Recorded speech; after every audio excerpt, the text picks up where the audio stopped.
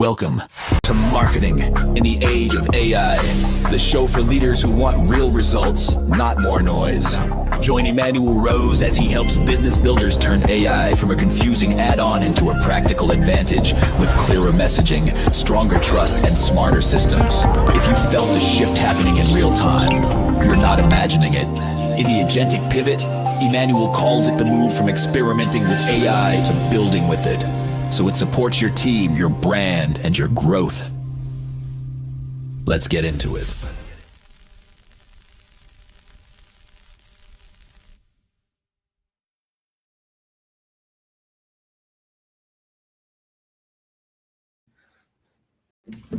$20,000. That's what it. $20,000. That's what it cost to start a company that did $401 million in sales in its first year. 2 people, not 202. A founder and his younger brother running a telehealth startup with a stack of AI tools, doing the work a whole department used to do. Forbes and Inc. both wrote about it this spring. Now, that's the outlier, not the recipe. We have to be real about that. But it tells you the ground moved. A startup does not need the team it needed 3 years ago, right? That's what we're talking about today. AI for startups.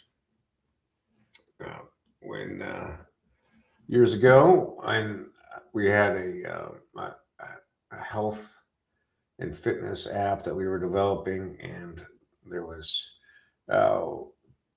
3 of us that were working on it, and then a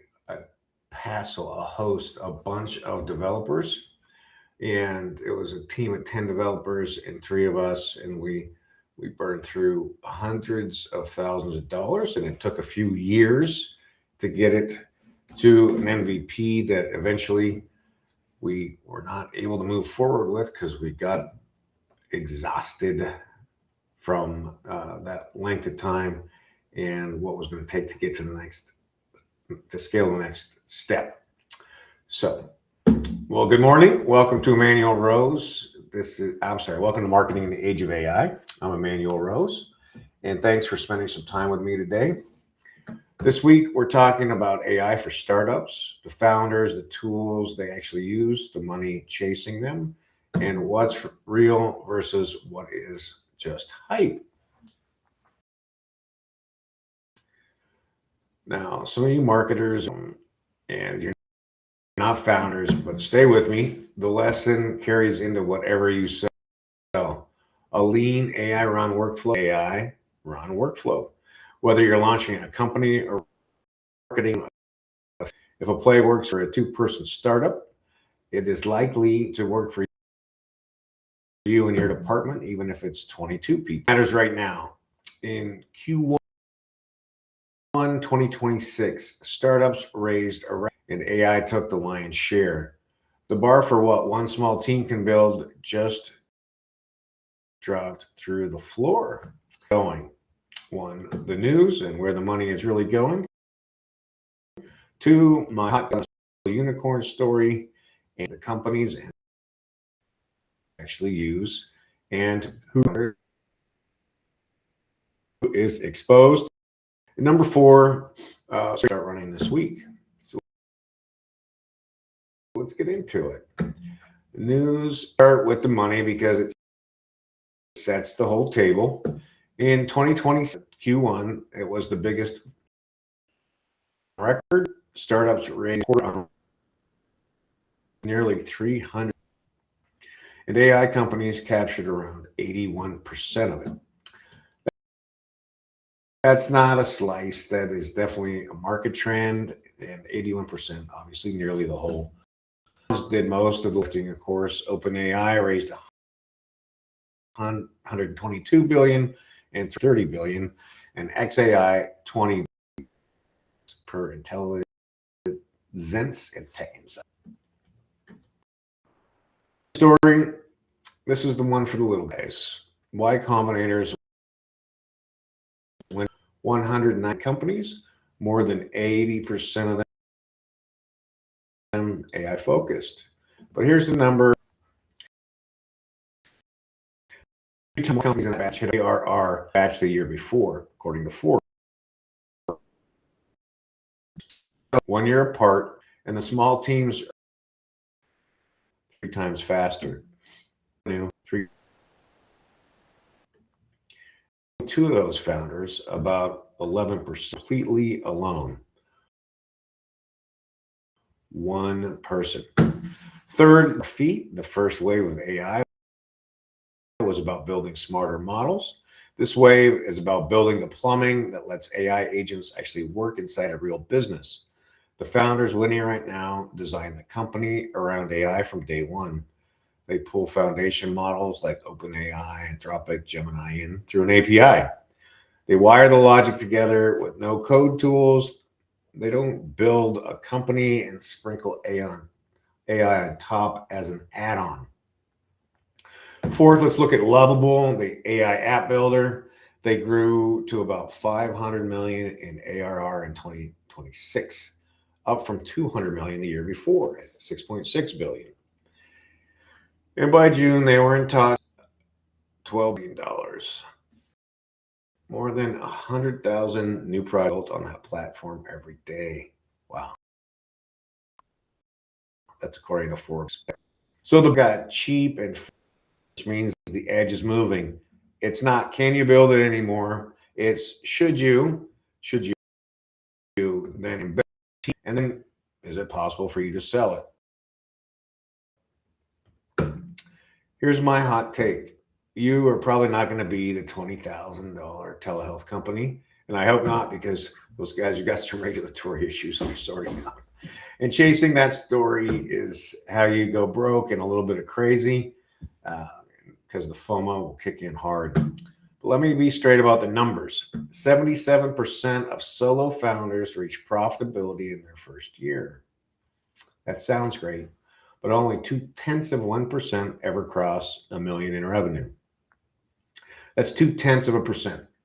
And that is the story everyone's passing around. As of mid-year, the negative allegations are piling up. It's under scrutiny. So that makes it an outlier, not a plan. We want to build something that has the capacity for sustained execution. And here's the most AI startups right now are a thin wrapper over somebody else's model. 20% of those wrappers make no revenue. 0. And only 3 to 5%. Why? Because the AI is not everybody can rent the same model you're renting. Underneath it, one of 3 things. Proprietary data that gets better the more people use it. One works out. Or it's reach. Your tool is not edge. Knowing which problem to point it at is the edge. Repetitive, manual, time-consuming work nobody wants to do. Then build something of that a bigger company can't copy. Next difference between a startup and a subsidy. Companies and tools. Explain and talk about who is exposed. Start with the base layer. OpenAI, Anthropic, Google Gemini. Almost every AI startup is built on top of these 3 now. And they're pulled in through API. Founders aren't training their own models. They're renting intelligence by training somebody else's model. Now, the build tools. This is pretty fun, and I've had a lot of I have a lot of great projects that I have created. Lovable, Cursor, Replit, Cognition. You plain English, and you get working software, in valuation, and chasing $1 billion in revenue.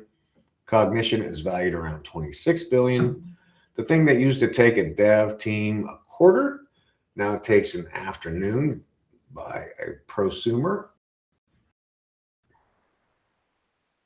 Stack. And this is the lane that we're talking about today for marketers. For AI enriched prospecting, Apollo for each, HubSpot sitting HubSpot Breeze sitting inside CRM, Jasper for on brand content to answer questions around your whole workspace. You can now run a sales and marketing motion that used to need a floor of people, source and wave up. And one challenger took less. They built real code bases, emails, Slack, logs. So an AI aid before you turn them loose on customers. So who's who own a moat under the wrapper? Who's exposed? The thin wrappers. And here's the brutal part. Per the iconic 2026 data, AI companies are watching their gross margins erode by 6 points or more, just from what it costs to run the AI. Yeah. Inference is eating about 23% of their revenue. If you want to run these, that means you don't have a business. That seems pretty obvious.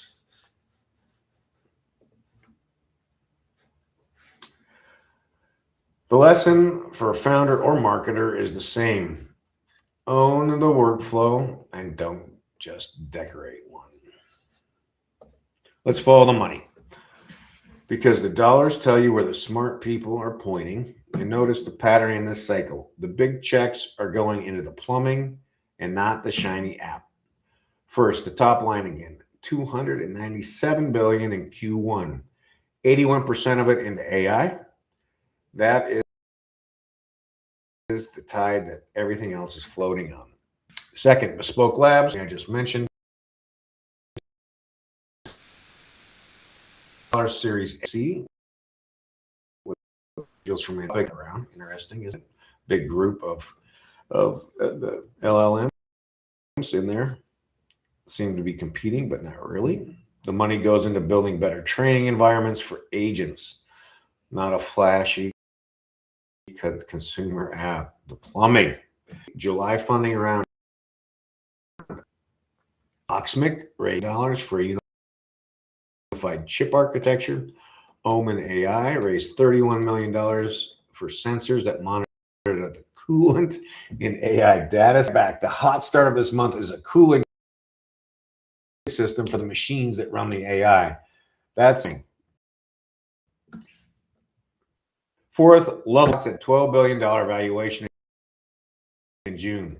That's the build layer getting repriced almost overnight. So now math, the money demo, compute, agent training, and reliability.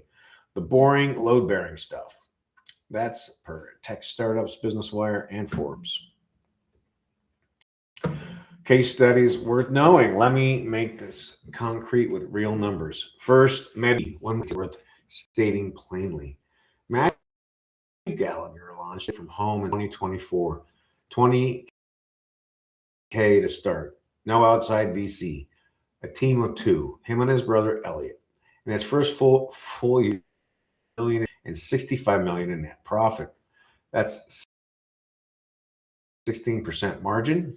He credits ChatGPT, Claude, Grok, Midjourney, and Runway for the build, the code, the ads, and customer service, according to Forbes and Inc. Because the honesty matters more than a good story.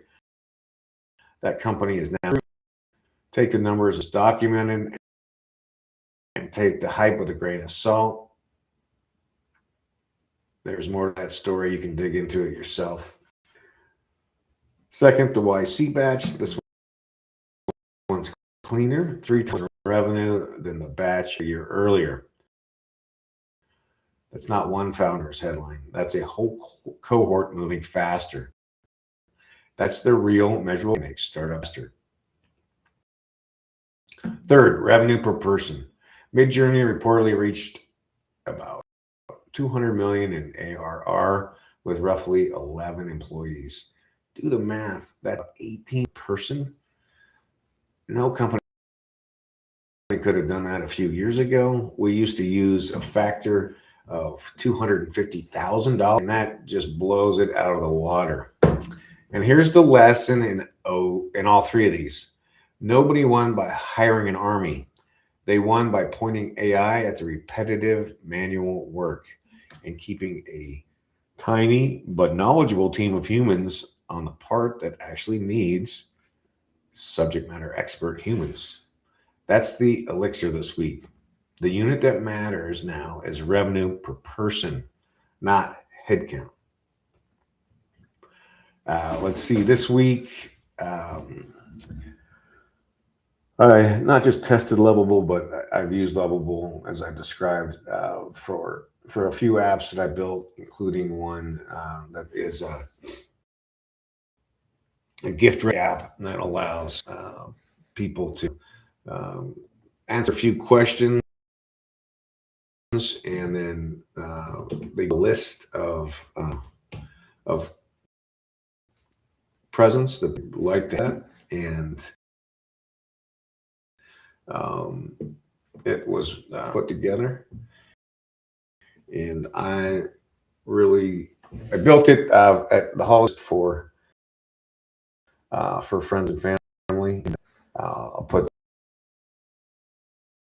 the address in the show notes for you, but it's very simple, and that is lovely.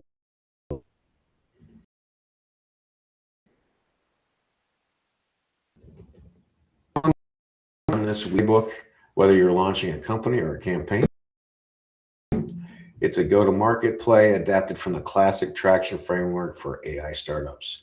3 moves. Move 1, problem, not a product. Pick one specific problem that costs a person time or money every single week. The sharper the pain, the easier it gets after it. Second thing, brainstorm all the ways in, then test small. Force yourself to list every channel through email, community, partnerships. Search all of them. Don't fall in love with one yet. Tiny test across your top hand. Find the one channel that's working and pour everything into it. One channel beats 5 channels limping along. Then and only one. And here's the guardrail. Things at the same time. People actually want the outcome. I can reliably deliver it. Both. If them is worse than today, write down one painful problem you build for. So here's what I hope you carry out of here. The bar for what a tiny, that's real. And the wise AI is not the edge. Everybody rents the same models. The edge is knowing which problem to point it at and building a moat underneath that a bigger company can't copy in a quarter. Aim the machine at the work people hate. Keep your humans on the part that only the humans can do. If you want the deeper playbook on building AI into how your business actually runs, take a look at my book, The Agentic Pivot. It's about adapting your operations to agentic AI workflows, written for owners and operators figuring out exactly where AI fits. You can find it at agenticpivot.com. I truly hope you found some value today. If you did, please refer a friend or a colleague who's building something to the show. And send me your questions on LinkedIn. I read them, and one of them will become part of a show in the future. I hope you go out and do something with the AI. Thanks for listening to Marketing in the Age of AI. Be sure to subscribe wherever you heard this podcast so you never miss a future episode. Your copy of Authentic Marketing in the Age of AI is available at Amazon.com or EmanuelRose.com. You can also connect with Emanuel on LinkedIn. Thanks again for listening, and we'll see you next time.